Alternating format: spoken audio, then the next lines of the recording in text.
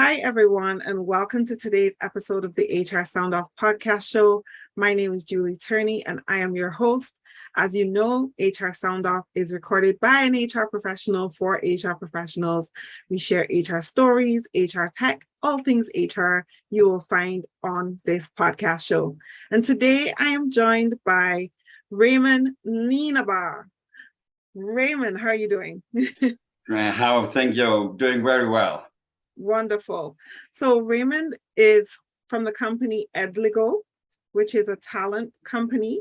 So we're going to talk a little bit about Eligo, but first we're going to get your HR story. Tell us about your journey into HR and where you are at right now. Right. So thank you. And thank you for the opportunity to be here, Julie. It's really great. Well, I started in engineering role, many years ago in '94. I started in Nokia and then moved on to different countries, started managers roles, we're still technical, moved to Malaysia, Philippines, Australia, worked in Indonesia, then Mexico. And then I got a call from the current CHRO of Nokia, and she invited me to become an HR. She asked me, Reimund, don't you want to do this? You have managed so many engineers, so many people all the time around the globe. It's time for you to move on, doing something else. And I took that opportunity. It was really great. And that's how I entered HR. I became HR business partner. Then in Munich, moved back to Germany. We had a merger with Siemens on the network side. And I moved on through a different role there. We always change lots of between different departments. It's very interesting. Mm-hmm. And you go through all kinds of tasks, mergers, divestitures, and wow, so many things to do and to learn, which was a great journey. And after some years again, became again in Germany a little bit bored. So from 2015 to 2019, I was then based in Sao Paulo in Brazil, worked there as head of HR for Latin America. Then end of 2019, then I came back to Germany and I decided, I have the HR, would like to take a break. So I took my pass from Nokia. And after a while, I joined now this company Eligo, where I am right now. And in Eligo, I'm thought leader, consulting HR director, and I become more and more an AI expert because I find this topic very, very interesting to see what algorithms can all do. Yes. Is there bad AI? Is there good AI? Mm-hmm. Is there something? Where does it go? Yes. So because it's like we all know these movies where you have some artificial intelligence that says will destroy the world. In the end, because human is the bad factor. So. I guess, but it's not that way, AI is really a cool stuff, so we don't really have to be afraid of it. Yes, definitely.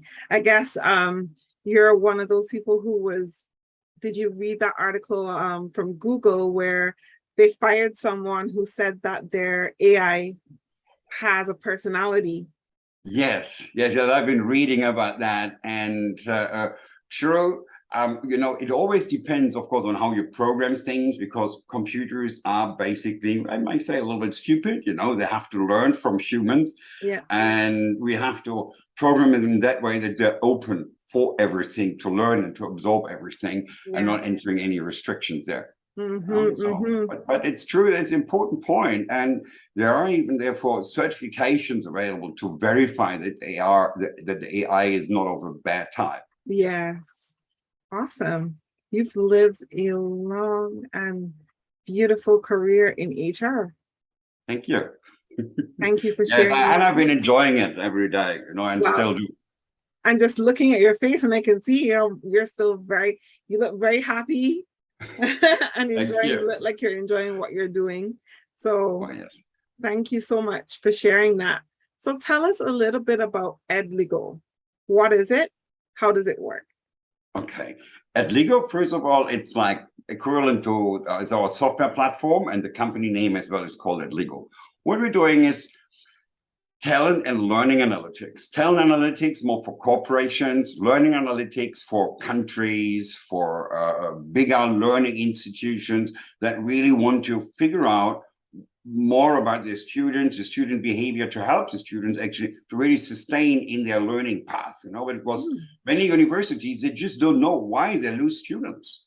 Many companies, they don't know on the talent analytics why they don't find the right talent in the organization. Many companies are just a little bit, I can call blind, or blindfolded still, or don't have the tools at hand. They're working maybe with Excel sheets, or any kind of tabular stuff, which is, I would consider it's very old-fashioned, grandpa style, dated, open but the era.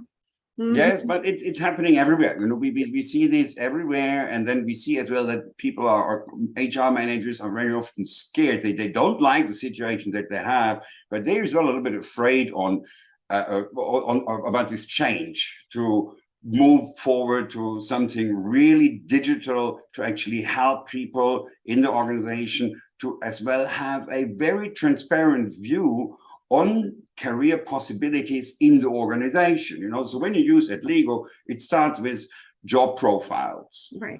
And underlying skills, competences that people need to do, and then that people should have according to their position. And then our AI will go through all these learning management systems which are out there, or the organization has a contract with, and is then suggesting right away what are the learning activities that the employee should be taking to move from A to B to close gaps. And then managers will as well confirm if these gaps have been closed. Employees do a self-assessment. Manager says yes, no, we're going somewhere, we're getting there, and then people are slowly climbing the ladder. And I said it's very transparent, because you can see any position in the organization and can decide, well, if I want to take this path, what would I really need to do? And our AI system is just really telling you, I click on the button for any position that's in the organization. And that's really fantastic. And for now, as you then know all the skills, in the organization, you can easily find the right people, for projects, to fill projects, or to fill positions, or to actually approach people for positions. I have experienced that there are people in the organization who actually have the skill, might be very suitable, but they don't want to step forward because of maybe some big mouth people that are always around, and they may not let them go through, or they're just afraid, although there might be even better skills. So the system will help us to identify these people who are closest match to the competences required to an open position. And then we can approach them and ask them to apply. It's not that we want to automatically fill positions through this, but people should still go through an open process in the application and selection. But I know, for instance, that women are frequently, or very often, they're a little bit more reserved, not like the men who are very pushy, maybe easier. And so we believe that this is as well a great tool for more diversity, equity, and definitely as well for inclusion. And because it is a very dear topic as well to myself, I find it is very important that we find those diamond nuggets in the organization. As well, people can tell you what do they really want to do in this company. Where do they want to grow? Do they want to actually move as well location? Do they want to work somewhere else, or just do they want to be static? Do they want to stay in this kind of project environment, or do they want to do something else? Do they want to move from blue color to white color? What they want, So, and people can just provide all information, and then you figure out already what people want in your company. Or if you want to have big strategic, big new development activities, look in automotive. Everything going away from the combustible engine to the electrical engine. If you have then so many competences to be learned, so it's hard to be handled just by the HR organization all manually, it's basically impossible. It's why as well, I believe as well, what I see that we have it easy. It's easy for us to get agreements with workers' councils, so because they love it. Because it gives equal opportunity, full transparency to every employee, as well to workers' council, that they can see how to develop and how to get ready for the future, even if you have disruptions in the organization. And they don't want their people all to be laid off. They want them to develop, to evolve. Right. Wow. Sounds Wow, you so see good. it. I'm That's a non-stop lot. Yes. talking about it because I really love this system. Yes, yes, definitely. And I was going to say, like, can really see your passion for the company and what it stands for and what it's trying to achieve. And it really does sound to me like the next evolution in talent acquisition and talent management, and talent development of your workforce. Yeah. And I think that it's so important that we recognize that technology can play a very integral role in helping you make decisions. A lot of times when people think, when we are asking you to embrace technology, they come to this conclusion, especially if you're in HR, oh, this is going to take my job away, versus how this is going to make my job better so that I could be better at what I do and help me close some of my competency gaps, but offer the best people experience, right? Right. I mean, I have seen this in some places. Actually, what you say really hit the nail on the head, So some people are very well, they have the sensation that let better not touch this topic because they might actually get outdated later on, or might have fear of getting redundant. But what I tell them, if you're, for instance, working in a reporting organization, part of your organization, because I know that many companies actually they have data and they create a reporting. When you're looking at Eligo, this one wants to do analytics and predictive and predicative recommendations, which is really, there are really many further steps to go with this. And when you then take this reporting organization and help them to understand actually what you need to do, they can evolve as well in their role in advance in understanding what does it mean to go actually from the reporting, which is in the end going to be a very mechanical way of just repeating that, and that can even be done just by a machine. If you only do reporting nowadays, your seat is probably shaking already. Yes. I would say, because when you look at all the tools, whatever is there, it's just there by clicking button. It is repetitive stuff there. Of course, some people may be there to format reports, but once it's there, it's in the system and people can always see it. But then the analytics part is already tricky, but then doing the recommendations on who would be the right successor, who are the best performers, do we really have these, and can we do all these correlations? This is where it really requires much more intuition, brains, and new skills actually that people can learn. Yes. And it makes the life more interesting because you really get eye openers looking into completely new spheres that, because in the end, I think just doing reporting, honestly, I think it's boring. Yes. But if doing you see the bigger picture, because when you do discoveries and help the management actually with your work to make decisions that further the organization, put the organization in a much better position in the long run, hey, that's super great, Yes. And that's why I wrote this one article. I don't know if you've seen it, where I see that HR is the new CEOs and CFOs darling. Because with these tools that we can, the reporting capacity and analytics capacity that we are having, we actually as well remove these nose factor, gut feel decisions from promotion, succession planning, project staffing. You really can get the best if you have the right tools at hand. And that is, on the other hand, something that investors love to see, because we have in Germany, we already do have CSR reporting rules. Now there comes this ESG. I don't know if some people that are in accounting, they know this IFRS creating a new board called ISSB, just to look at the sustainability reporting.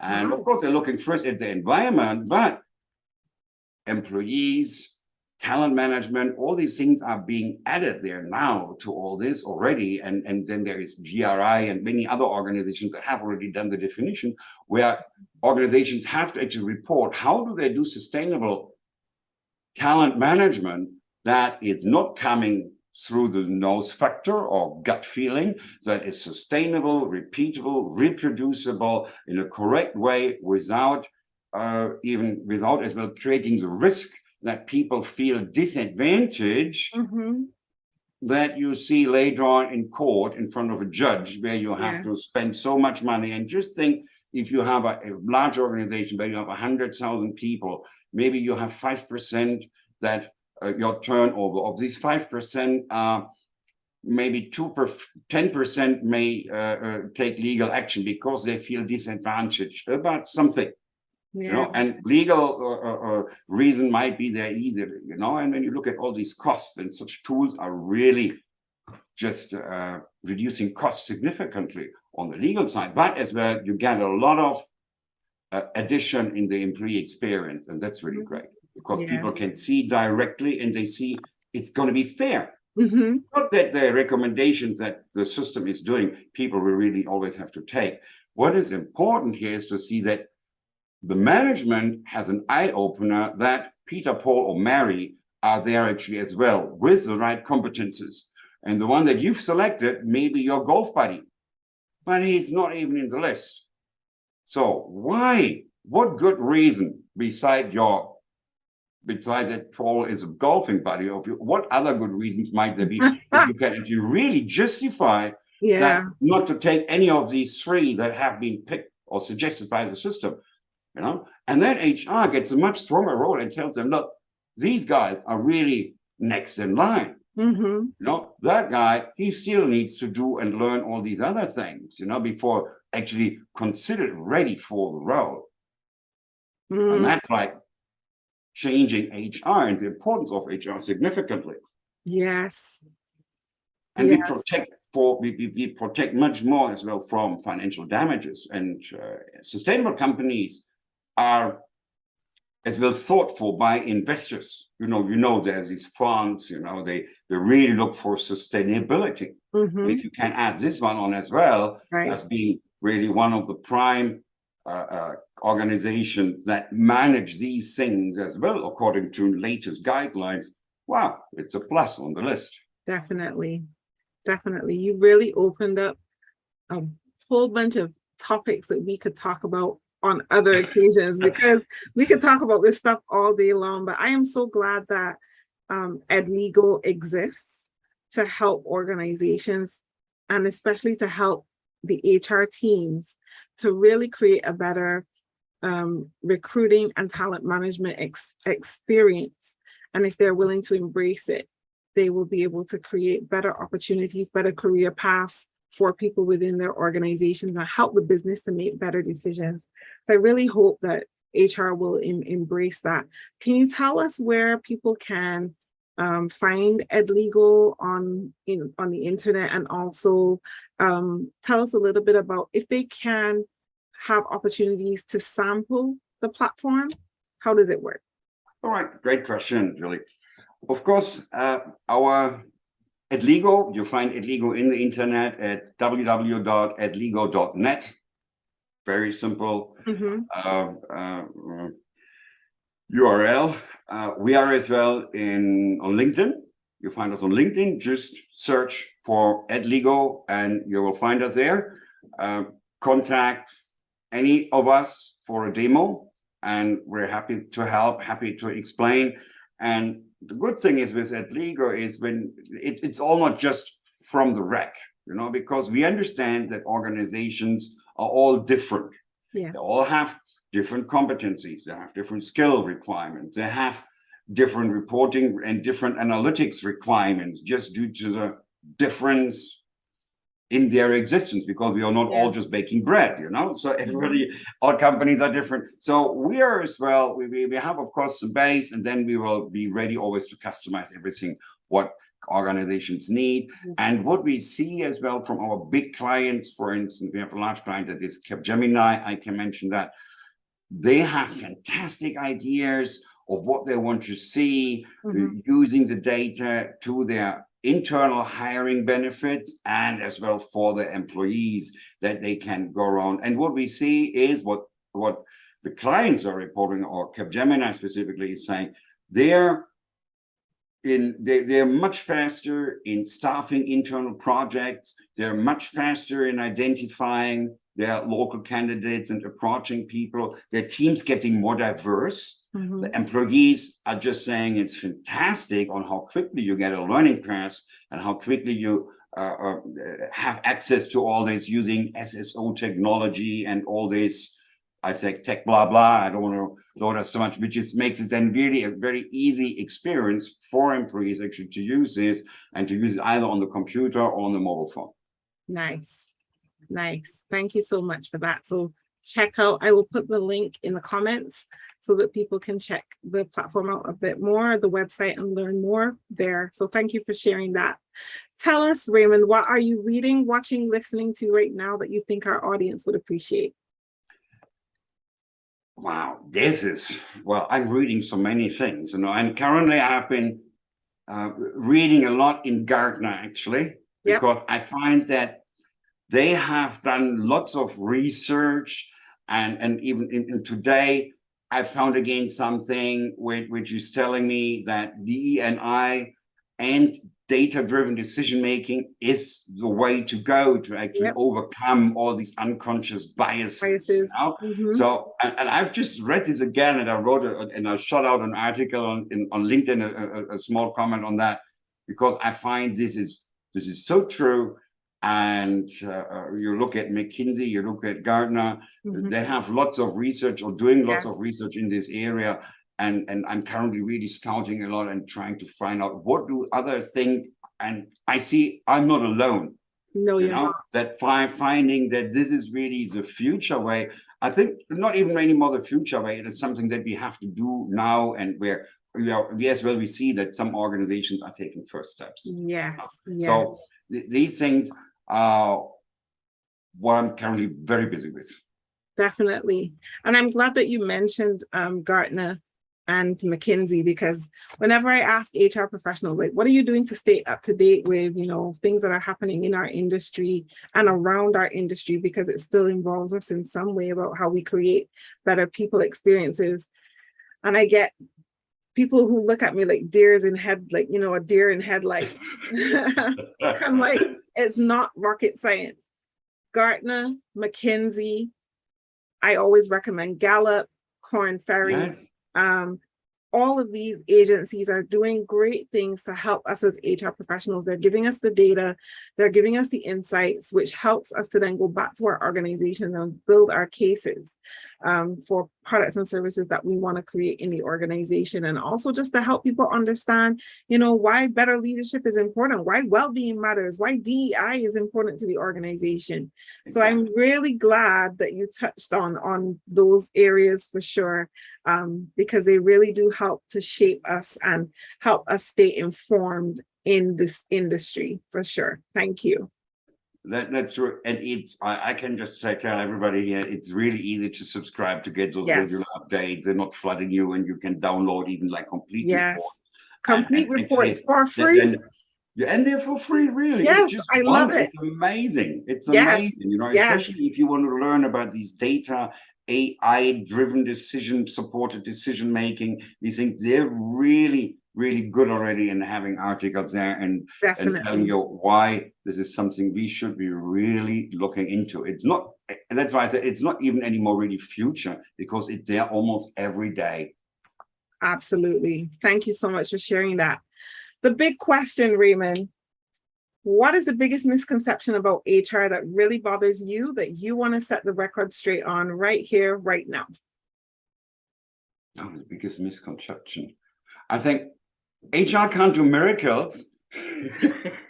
We know we don't have wands, and we don't wear capes. We don't have magic wands. That's true. But many managers believe that HR will fix their problems of those things that they've screwed up. So, and I think what's very important is that our leaders that manage people, that they need to spend time with them. They need to understand, and the purpose of their own job is actually to help others to develop and to help others to find their path through the organization, and not putting on HR's shoulders, because HR is, of course, facilitating tools, doing things as well, providing, of course, coaching and recommendations. But in my personal view is that the line managers, the leaders, they have to connect with their people, understand them, and spend time with them. Yeah. No, and Absolutely. not having only an annual review. I don't mean that. Thank you. Tell them, Reimund. Tell them. Yes, and I do. I reckon half an hour every week was important with all your team members, and having a group meeting. So this is what I've always been doing and what I practice, because I find this is so important. You spend time with people, you develop trust, and well, you reduce as well time to failure. Yeah, absolutely. You get things quicker done. Yes. Everybody appreciates it. People will just love it. They might be surprised, so you'd have to tell when you change processes, when you start doing this. But in the end, it works. Exactly. It definitely does. Thank you so much for sharing all of your insights and knowledge today. I really appreciate your energy and your experience that you brought to the sound booth today. I really appreciate it. For the last question, can you tell our audience what you do to take care of you? You're a very busy man. You have lots going on. What do you do for self-care? What do I do for self-care? Oh, that's a good question. I might not be as good in it as I should be, but I like frequently to take some walks. While I work a lot in the home office, I take regular breaks as well at home. Yes. Walk around on the balcony, watch the birds. Yes. And that's relieving. And of course, plan vacation and take them. There's no good in accumulating leave and then forfeiting it. Nice. I think that's very important. Very important. Because in all legislation, you didn't take your leave. Oh, you stupid thing. It's gone now. No, don't do that. Yes. Don't do that. So it's very important. Plan vacation and take it with your loved ones to enjoy this time and enjoy the evenings. And don't work 10 hours a day, not every day. Some days you may need to do this, but 8 hours is enough. But not every day. Not every day. Exactly. So it's important to take a break. Yes. Because I've seen many guys very strong who suffered from burnout just because they thought that they have to be in this hamster wheel. No, you don't have to be. Nobody else than yourself can take you out from that. Oh, I love it.